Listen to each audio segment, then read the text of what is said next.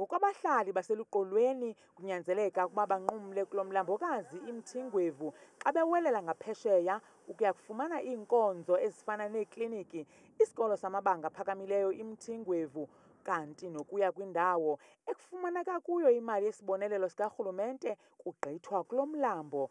Bathi iinyawo zinodaka bequqa kumasipala intsika yethu ukuya kucela ibhulorho kodwa babuye nelize, ze bagqiba ekubeni bazenzele le bhulorho ngengqokelela yasekuhlaleni.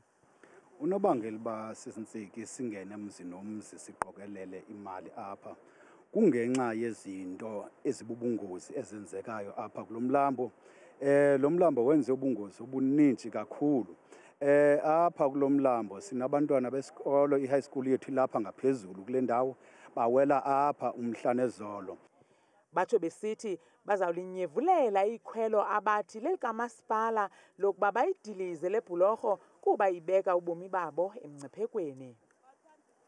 Yona uyidiliza soze siyidilize. Umasipala hayi yena ngaboni uba makathini njengoba bezile apha ne. Ewe wathi le nto urhalela uba masiyidilize. Sathi into esifunayo apha kuye ngamancedo, more anethi ukuyidiliza. Kumgama ongephi ukusuka kule bhulorho yabahambi ngeenyawo kukho indawo ekuhamba kuyo izithuthi, nazo ziyemka nomlambo xa ugcwele. Wemka namanzi lo mntana, wemka namanzi, wadada namanzi, wemka namanzi. Ndiyomfumana ngaphesheya kwebhulorho sele onakele. Umasipala uyaziphika izityholo zokuba uyalele ukuba idilizwe le bhulorho ngenxa yokungakhuseleki.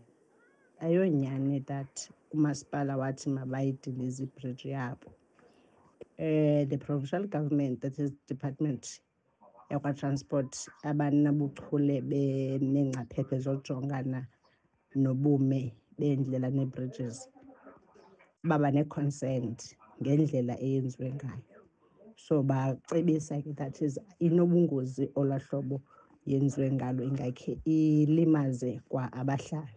Kwinyanga ezayo aba bahlali bazawube beyivula ngokusesikweni le bhulorho abayibiza ngokuba yibhulorho yabantu, People's Bridge ngokwamakhumsha.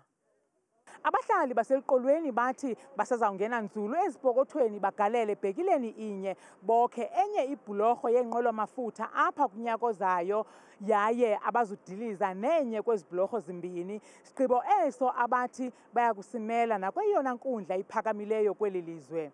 Kwiindaba zethu kuChannel 163 oziphathelwa yiNewsroom Africa, ndinguntsiki Noyiya kumlambo uMthingwevu eCofimvaba.